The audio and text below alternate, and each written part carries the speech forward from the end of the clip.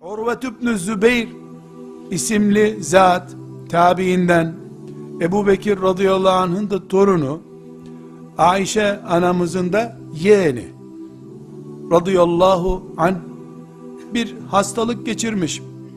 Ayağı kangren olmuş. Şam'a git demişler. Şam'da Velid bin Abdülmelik isimli halife, işte Peygamber aleyhisselamın yakını diye onu özellikle buyur diye misafir etmiş. Bütün Şam'daki doktorları çağırmışlar. Diz kapağından aşağısını keseceğiz, kangren olmuş bu demişler. Nasıl keseceksiniz? Bayağı keseceğiz demişler. Acır acımaz derken demiş ki doktorlar, merak etme, bir ilaç içireceğiz sana, acı bir ot, senin aklını kaybeder, kestiğimizi anlamazsın bile demişler. Demek ki o zaman da anestezi falan bir şeyler yapıyorlarmış demek ki. Tıp bu kadar yeni değil aslında. Şimdi modern. Tıp insanlık kadar neredeyse eski bir ilimdir. Bu nasıl bir şey demiş? Ya aklın uçar, merak etme demişler. Şu cümleye dikkat edin arkadaşlar. Ayağım acımasın diye bana bir şey içireceksiniz. O da benim aklımı uçuracak değil mi? Evet, ne kadar yaşayacağım ondan sonra? Bir şey olmaz, tekrar dirilirsin demişler. Bir gün ayılmazsın. Ben bir gün Allah'ı düşünmeden mi yaşayacağım demiş. Kesin ayağımı öyle demiş. Demişler ki çok acır. Yahu demiş, nasıl keseceksiniz ayağımı? İşte seni bir yere oturtacağız, sandalye. Beni oraya oturtun, kıbleye çevirin, beni karışmayın demiş. Namaza durmuş. Namazı bitince de bu işlemi bitirmiş onlar. Bağlamışlar ayağını, çamur mu ne doldurdularsa kaldırmış elini, Allah'ım demiş. 2 elim 2 ayağım vardı. 3'ünü bıraktın, birini aldın, sana şükürler olsun demiş. İşte Miraç namazı. Miraç namazı. İşte bir dahası yok bu namazın diye kılınan son namaz. Ama öncesinde ne var?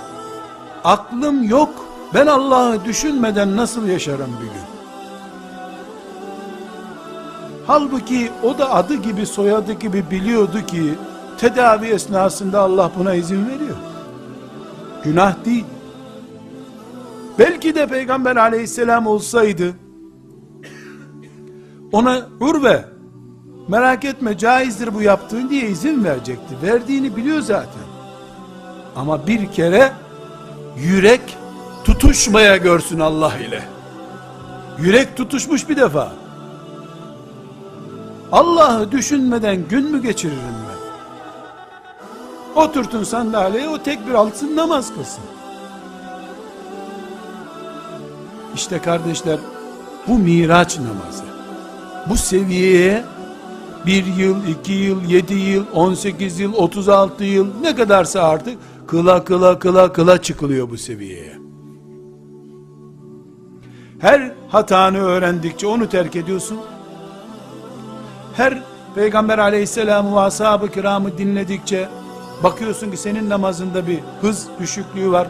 O hıza geçmeye çalışıyorsun. Bu bir eğitim meselesi. Hani yılların şoförü diyorlar ya, yılların namaz kılanı olmak gerekiyor işte. Kardeşler, iyi bir namazda demek ki insanın ayağı kesilse de onu anlamıyor. İyi bir namaz. Çünkü iyi bir namaz Miraç'tır. İyi bir namazda kul Rabbi ile baş başadır. Ama bu bir günde olmaz. 10 günde olmaz. 10 senede olmayabilir. 20 senede olmayabilir. 70 sene sonra olsun, son namazda olsun, razıyız. Çünkü bir kere buluştun mu bitti zaten. Ondan sonra gökler de senin, yer de senin. Ondan sonra bas git cennette gidebildiğin yere kadar. Yeter ki bir kere olsun. Yeter ki şeytan son kıldığımız namaza kadar bu umudumuzu söndürmesin melun.